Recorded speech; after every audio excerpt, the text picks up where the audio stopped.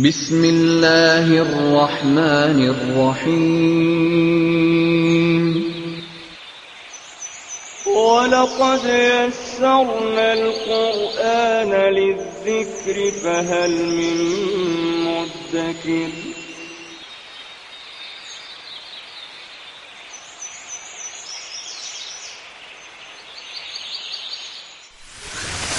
ألف باء تاء ثاء جيم حاء خاء دال ذال راء زال سين شين صاد ضاد طاء عين غين فاء قاف كاف لام ميم نون هاء واو ياء ياء هذه حروف الهجاء.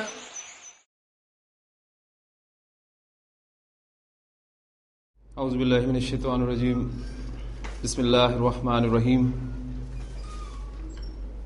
قرآن مجید کے اختتام پر ایک مختصر سی دعا لکھی ہوتی ہے،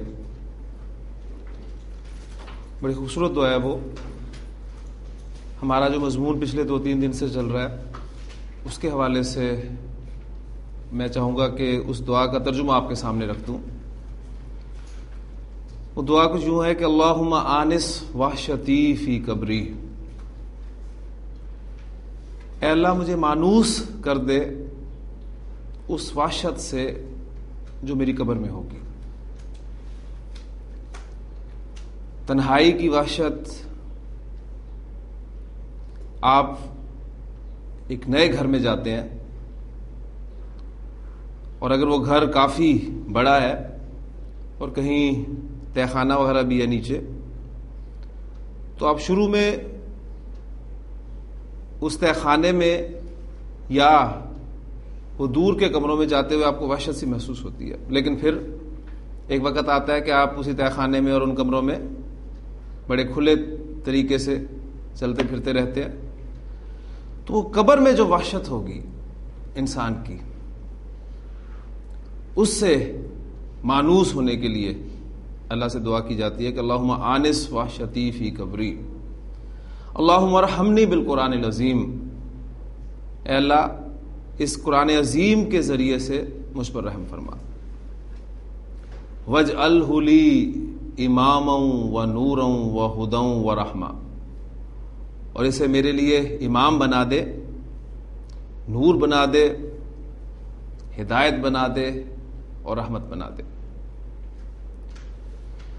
وَارْزُقْنِي تِلَاوَتَهُ آنَاءَ اللَّيْلِ وَآنَاءَ النَّهَارِ، اور مجھے توفیق دے اس کی تلاوت کرنے کی دن کے اوقات میں بھی اور رات کے اوقات میں بھی. اور اس سے پہلے الفاظ ہیں کہ اللہم ذکرنی منہ ما نسیت، اے اللہ مجھے یاد دلا دے اس میں سے جو میں بھول جاؤں. وعلمنی منہ ما جہلت، اور سکھا دے مجھے اس میں سے جو میں نہیں جانتا. پھر الفاظ ہیں وارزقنی تلاوتہ آناء اللیل وآناء النہار، اور پھر جو آخری الفاظ ہیں وَاجْعَلْهُ لِي حُجَّةً یا رب العالمین، اور اے میرے رب، اے تمام جہانوں کے مالک، اسے میرے حق میں حجت بنا. تو جو مضمون میں نے آپ سے پہلے بیان کیا کہ ہمارا گزشتہ چند دنوں سے چل رہا ہے کہ قرآن مجید یا تو ہمارے حق میں قیامت کے دن گواہی دے گا یا پھر ہمارے خلاف دے گا. اور پھر کل آپ کو سورۃ الفرقان کی آیت کے حوالے سے بھی بات بتائی تھی. تو آخر میں پھر اللہ سے یہ دعا کی جاتی ہے کہ اسے میرے حق میں حجت بنانا. اور یہ ہمارے حق میں حجت کب بنے گا؟ ظاہر بات ہے اس کو پڑھنا، اس کو سمجھنا اور اس پر عمل کرنا. اللہ تعالیٰ قرآن مجید کو قیامت کے دن ہمارے حق میں حجت کرنے والا بنائے، آمین.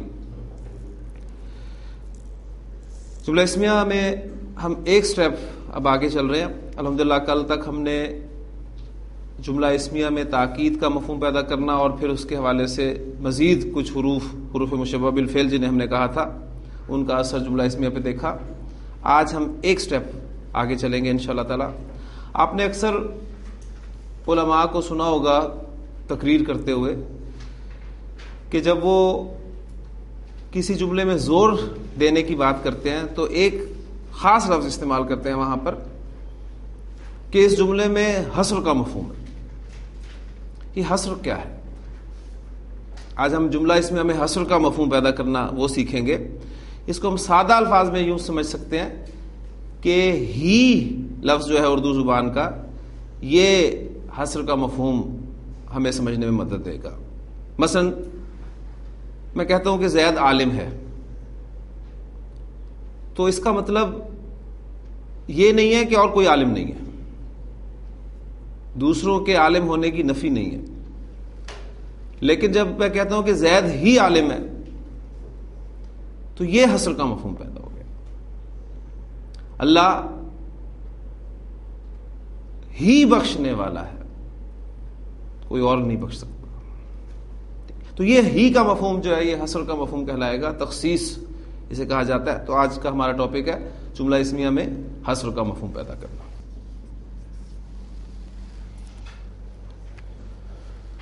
جملہ اسمیہ میں آپ حصر کا مفہوم پیدا کرنا چاہتے ہیں تو پہلے سادہ جملہ آپ کے سامنے لکھتا ہوں، پھر انشاءاللہ تعالی اس میں سٹیپس ہم دیکھیں گے کہ حصر کا مفہوم پیدا کرنے کے لیے کیا سٹیپس لیے جاتے ہیں.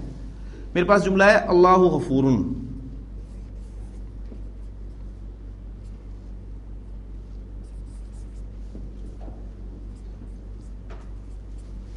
اللہ بہت بخشنے والا ہے. اب یہ فعولون کا وزن جو کل ہم نے بات کی تھی، اس میں بہت کا مفہوم جو ہے آپ کے سامنے ہونا چاہیے.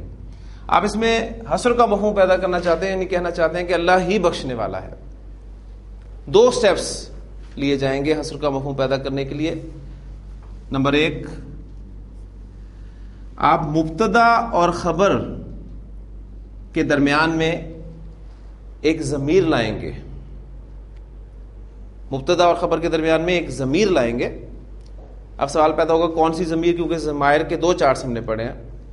تو مبتدا اور خبر کے درمیان ہم حالت رفع والی ضمیر لائیں گے، اور وہ ضمیر مبتدا کے مطابق ہوگی. مبتدا مذکر ہے تو ضمیر مذکر کی ہوگی، مبتدا واحد ہے تو ضمیر واحد کی ہوگی. ٹھیک، تو ایک ضمیر آپ نے لانی ہے مبتدا اور خبر کے درمیان میں حالت رفع والی، جو مبتدا کے مطابق استعمال ہوگی.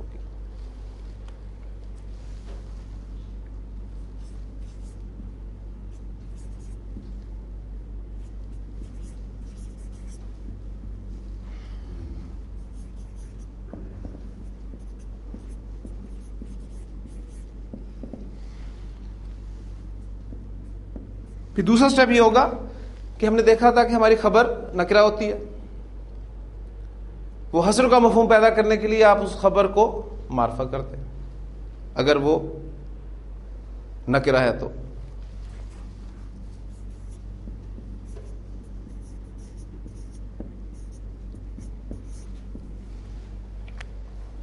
جی، اب ان 2 سٹیپس کو سامنے رکھتے ہوئے ہم اللہ غفور جملہ اسمیہ میں حصر کا مفہوم پیدا کرنا چاہتے ہیں. تو پہلا سٹیپ ہمارا یہ ہوگا اللہ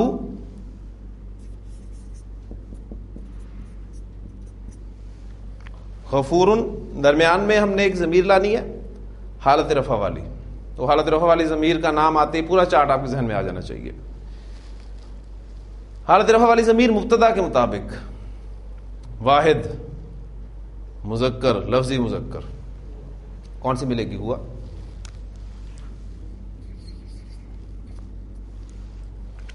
ایک سٹیپ مکمل ہو گیا. دوسرا سٹیپ، آپ کی خبر نکرہ ہوتی ہے جملہ اسمیہ میں، اس کو معرفہ کر دیں. اور کسی نکرہ اسم کو معرفہ کرنے کا طریقہ الحمدللہ آپ کو معلوم ہے. الف لام داخل کریں، تنوین ہٹ گئی اور جملہ آپ کے سامنے آ گیا اللہ هو الغفور، اللہ ہی بخشنے والا ہے. یہ ہے جملہ اسمیہ میں حصر کا مفہوم پیدا کرنے کا طریقہ. انتہائی آسان سا اسلوب ہے. الحمدللہ ہماری جو بیس بن گئی اگر جملے کی، مبتدا خبر اس کے حصے، تو انشاءاللہ تعالی باقی اب چیزیں آپ دیکھ رہے ہوں گے کہ بڑا ایزی کام ہو رہا ہے. آپ کہنا چاہتے ہیں قرآن ہی حق ہے. پہلے ہم قرآن حق ہے سادہ جملہ بناتے ہیں، القرآن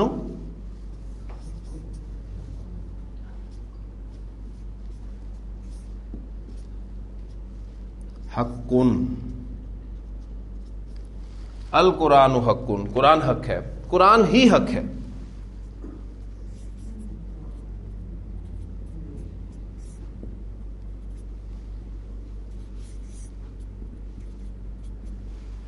مبتدا خبر کے درمیان میں ضمیر لائیں گے، حالت رفع والی جو مبتدا کے مطابق ہوگی. یہاں بھی ہوا کی ضمیر آپ کو ملے گی.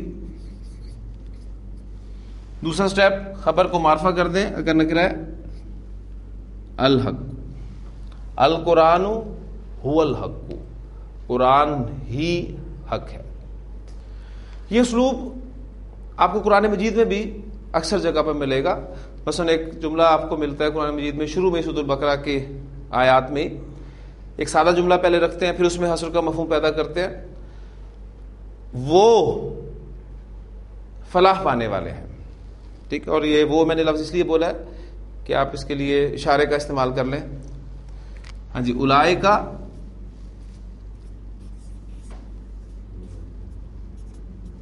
مفلحون،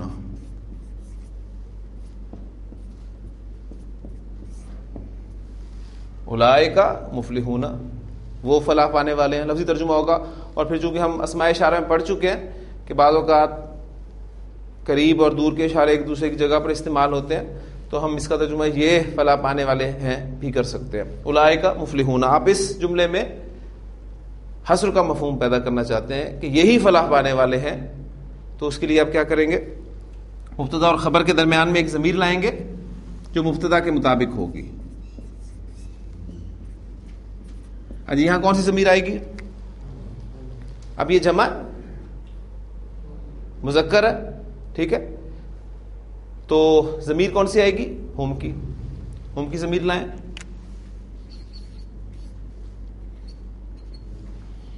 اور خبر آپ کی نکرہ ہے، اس کو معرفہ کر دیں.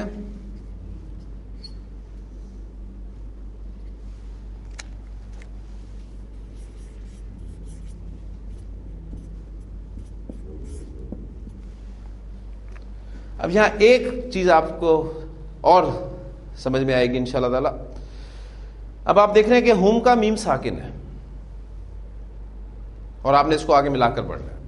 تو قاعدہ آپ کو یاد ہوگا، ہم نے پڑھا تھا کہ کسی بھی ساکن حرف کو جب آگے ملایا جاتا ہے تو اسے زیر دی جاتی ہے. اور اس قاعدے کا ایکسیپشن ایک ہم نے پڑھا تھا من، جب ہم نے حرف جار پڑھا تھا کہ من کے نون ساکن کو آپ آگے ملاتے ہوئے زبر دے کر ملاتے ہیں. ٹھیک، اب دوسرا ایکسیپشن اس کا نوٹ کر لیں کہ یہ ہم کا جو میم ساکن ہے، اس کو جب آپ آگے ملائیں گے تو اس کو پیش دے کر آگے ملائیں گے.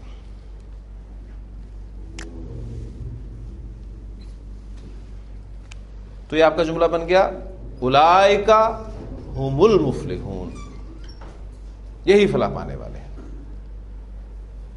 خوبصورت الفاظ ہے. شروع میں آپ دیکھیں جو قرآن مجید میں ابتداء میں اللہ تعالیٰ نے بیان کیا متقین کی صفات کہ الذین یؤمنون بالغیب ویقیمون الصلاۃ ومما رزقناہم ینفقون والذین یؤمنون بما انزل الیک وما انزل من قبلک وبالآخرۃ ہم یوقنون اولئک علی ھدی من ربہم واولئک ہم المفلحون. ٹھیک ہے، اور یہی ہیں فلاح پانے والے. اس اسلوب کے ساتھ آپ کو قرآن مجید میں انا جو ہے شروع میں لگا ہوا وہ بھی ملے گا، دھیان میں رکھیے گا. اور مزید ایک سٹیپ اس پہ آگے یہ بھی ہو سکتا ہے کہ انا کی خبر پر لام تاکید بھی لگا ہوا ہو. یعنی آپ نے جملہ اسمیہ میں حصر کا مفہوم پیدا کیا، اب آپ اس کے شروع میں انا بھی داخل کر سکتے ہیں اور اس پہ لام تاکید بھی لگا سکتے ہیں. وہ کیسے لگانا ہے وہ بھی ایک ایگزامپل وہی آپ کے سامنے میں رکھتا ہوں. القرآن هو الحق یا اللہ غفور، اس کی ایگزامپل ہی رکھتے ہیں سامنے.